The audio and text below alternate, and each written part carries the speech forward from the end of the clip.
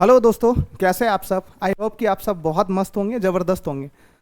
चलिए, आज की क्लास होने वाली है आप सबों के लिए बहुत ज़्यादा इंपॉर्टेंट, क्योंकि आज की क्लास में हम लोग क्लास 10th का जो दो चर वाला रैखिक समीकरण है, आपका चैप्टर 3, उसको देखने वाले हैं। और उसका जो भी बेसिक कंसेप्ट है, सबसे पहले वो मैं आपको कराऊंगा और बारी बारी से एक एक क्वेश्चन हम लोग करने के लिए सीखेंगे। ठीक है, चलिए बिना लेट किए एक बार शुरू करते हैं। सबसे पहले अपने चैप्टर की शुरुआत की सब चैप्टर को शुरुआत करते हैं और देखते हैं कि आखिर दो चर वाला रैखिक समीकरण है क्या और इसको किस तरीके से हम लोग सॉल्व कर सकते हैं और आपके एग्जाम में इसकी क्या लगभग वेटेज होती है। देखिए, आपके एग्जाम के पॉइंट ऑफ व्यू से ये चैप्टर काफ़ी ज़्यादा इंपॉर्टेंट होता है। लगभग 5 to 8 मार्क्स का कहीं ना कहीं आपको एग्जाम के पेपर के अंदर ये चैप्टर से क्वेश्चन देखने के लिए मिलने वाला है। ठीक है, इसलिए बहुत ध्यान से और बहुत अच्छे तरीके से चैप्टर को देखिएगा। और जहां तक लगता है कि इसके यदि बेसिक कंसेप्ट आज के जैसे वीडियो में कवर होगी, उसके बाद आपको बहुत हद तक इसका जो डाउट है वो अच्छे से क्लियर हो जाएगा। चलिए सबसे पहले शुरुआत करते हैं बिना लेट के दोस्तों। देखते हैं दो चर वाला रैखिक समीकरण आखिर क्या होता है। ठीक है, दो चर वाला रैखिक समीकरण होता क्या है। देखिए, दो चर, नाम से आपको क्या लग रहा है, दो चर है इसके अंदर। और सबसे पहले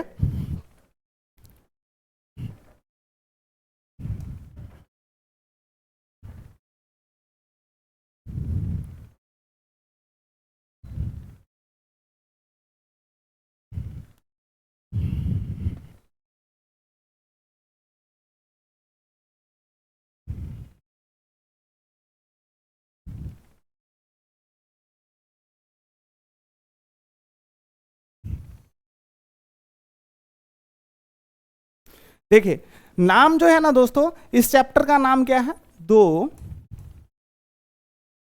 चर वाले रैखिक समीकरण। देखिए, दो चर वाला रैखिक समीकरण होता क्या है। समीकरण के नाम से क्या पता चल रहा है कि दो चर होना होगा और क्या, उसके बाद रैखिक है, उसके बाद समीकरण है। देखिए, रैखिक का मतलब तो आपको पता है क्या होता है, घात एक। रैखिक का मतलब होता है घात एक। समीकरण क्या, जहां पे इक्वल टू का साइन लगा हुआ रहता है और कम से कम कितने पक्ष होते हैं, दो पक्ष होते हैं, एक दायां पक्ष और दूसरा बायां पक्ष। इसके अलावा चर संख्या आपको पता है कि दो चर है तो दो चर होगा तो इसमें टोटल कितने चर की उपस्थिति होगी, कम से कम दो चर की उपस्थिति होगी। ठीक है, कोई भी दो चर हो सकता है, ए से लेके जेड के बीच में जितनी भी चर संख्याएं हैं उसमें से कोई भी दो चर संख्या हो सकता है। तो इसलिए इस समीकरण को हम लोग आराम से क्या कह सकते हैं, वैसा समीकरण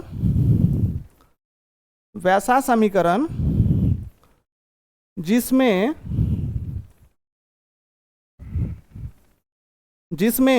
कुल कितने चर संख्याएं होंगी, दो चर संख्याएं होंगी। जिसमें कुल कितने चर संख्याएं, जिसमें कुल दो चर संख्याएं, जिसमें कुल दो चर संख्याएं होंगी तथा दोनों चर संख्या का अधिकतम घात एक होगा। देखिए, वैसा समीकरण जिसमें कुल दो चर संख्याएं होंगी और दोनों चर संख्या का जो अधिकतम घात होगा वो कितना होगा, एक होगा। चलिए एग्जांपल से समझते हैं कि आखिर वो समीकरण कौन सा है। जैसे मैं लिख दूं यहाँ पे 2x प्लस में 3y इक्वल्स में लिख दूं 40, तो बताइए क्या ये दो चर वाला रैखिक समीकरण है। बिल्कुल है। कैसे है, इसमें कैसे समझा आपने, इसलिए कि इसके अंदर ये तो सबसे पहली बात करते हैं कि समीकरण है। क्यों है, क्योंकि इक्वल टू के साइन का इस्तेमाल किया गया है और कम से कम दो यहाँ पे पक्ष है। इसके अलावा इसमें कितने चर मान की उपस्थिति है, पहला x और दूसरा y, और दोनों चर मान का यदि अधिकतम घात की बात करें तो सिर्फ एक है, क्योंकि दोनों जगह पे कुछ भी घात नहीं है। तो कहने का मतलब है कि दोनों जगह पे कितना घात है, एक घात है। इसलिए ये समीकरण कौन सा समीकरण है, दो चर वाला रैखिक समीकरण। इसके अलावा और भी एग्जांपल की बात करूं तो 3x माइनस में 4y इक्वल्स में मैं लिख दूं 60, तो बताइए क्या यह दो चर वाला रैखिक समीकरण है। बिल्कुल है। क्यों, क्योंकि इसमें दो चर मान है x और y और दोनों के अधिकतम घात कितने हैं, एक है। इसलिए ये दो चर वाला रैखिक समीकरण है। ये तो था बेसिक कंसेप्ट, मतलब क्या, दो चर वाला रैखिक समीकरण को समझने के लिए कि आखिर दो चर वाला रैखिक समीकरण होता क्या है।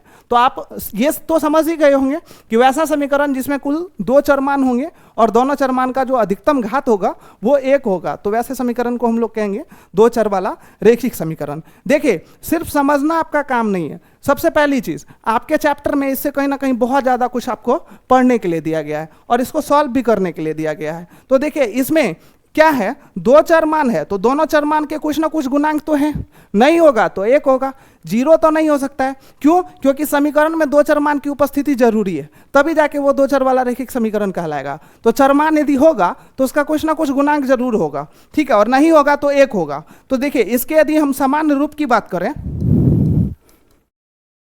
इसकी यदि आपको मैं बोलूं कि इसका आखिरकार सामान्य रूप क्या होने वाला है, तो इसका सामान्य रूप आप देखिए जैसे क्या होता है कि इन जनरल सामान्य रूप किसको कहा जाता है पता, 90% केस में आपको समीकरण किस रूप में दिखता है, समझे ना, उसको सामान्य रूप कहा जाता है।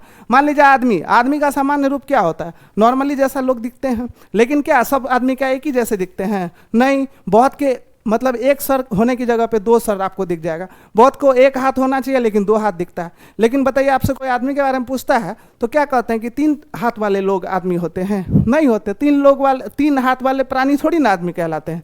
तो समान तरीका से जो आदमी सोचता है, ठीक है, किसी भी चीज को लेके जो उसके दिमाग में ओवरव्यू होता है, तो इसलिए 2 चर वाला रेखिक समीकरण के यदि सामान्य रूप की बात करें तो इसका जो सामान्य रूप होता है ना दोस्तों, वो होता है ax प्लस में by प्लस में c बराबर में क्या 0। मतलब सामान्य रूप के अंदर क्या किया कि इसमें जो अचर मान पद था ना, जैसे मैंने आपको समीकरण में देखिए एग्जांपल में बराबर में 60 दिखाया था, तो अब ये सामान्य रूप के अंदर क्या किया, तीनों पद को एक ही साथ एक ही तरफ लिखा है, तो इसमें कुछ अलग कुछ नहीं है। मतलब ये रूप देखा जाए तो एक ही है, बशर्ते यहाँ पे जो चर मान का इसका जो अचर पद है वो समीकरण के दूसरी तरफ है, और यहाँ पे मैंने क्या कर लिया, पद तीनों है तो तीनों को एक साइड लिखा हुआ है, बराबर में क्या 0 लिखा हुआ है।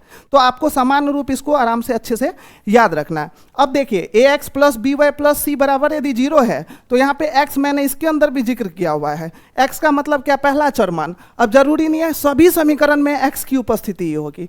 मान लीजिए जैसे यदि मैं यहाँ पे लिख दूं 6p प्लस में 2q बराबर में लिख दूं मान लीजिए 30, तो क्या ये 2 चर वाला रेखिक समीकरण नहीं है? बिल्कुल है। तो आप कहेंगे कि सर इसका सामान्य रूप तो आपने ax plus by plus c बराबर 0 लिखा है, तो ये 2 चर वाला समीकरण कैसे? देखिए 2 चर वाला समीकरण आपको समझना कैसे है, चर मान यदि 2 होगा तो 2 चर वाला रेखिक समीकरण होगा, लेकिन अब उसका गुणांक के जगह पे कुछ भी हो सकता है। मतलब हमको समान इसका क्या रूप दिखाना था, तो सामान्य रूप में हमने क्या कर लिया, किसी भी 2 चर मान को यहाँ पे जो है ना उठा के लिख दिया है, ठीक है। तो जरूरी नहीं है कि हर एक समीकरण के अंदर x और y की उपस्थिति ही हो, कोई भी चर मान हो सकता है, समझे। तो आपको बस क्या करना है, x की जगह पे उसको रिप्लेस करके चेक कर लेना है। तो देखिए अब बात क्या आती है, बात ये आती है कि पहले x यदि यहाँ पे जो आप देख रहे हैं ना, ये एक्चुअल में x नहीं है, ये क्या है भाई, ये पहला चर मान है, समझे। तो पहले चर मान का जो गुणांक है उसको a से हम लोग इंडिकेट करते हैं। अब इसी जगह पे देख रहे हैं आप दूसरा चर मान जो y है उसके गुणांक को किस चीज से इंडिकेट करते हैं, b से, और लास्ट में जो अचर पद होता है उसको किस चीज से इंडिकेट करते हैं, c से। तो इस चीज को भी याद रखिएगा।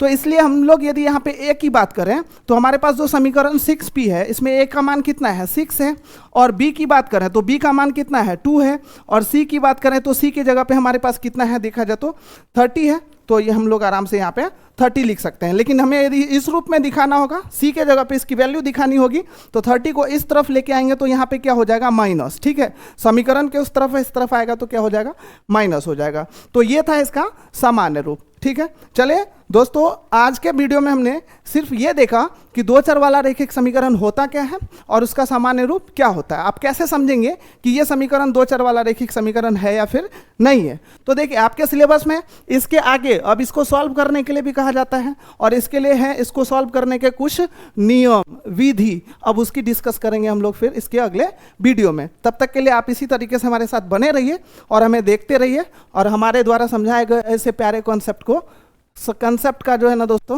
मजा लेते रहिए। धन्यवाद, मिलते हैं फिर नेक्स्ट क्लास में अगले कॉन्सेप्ट के साथ।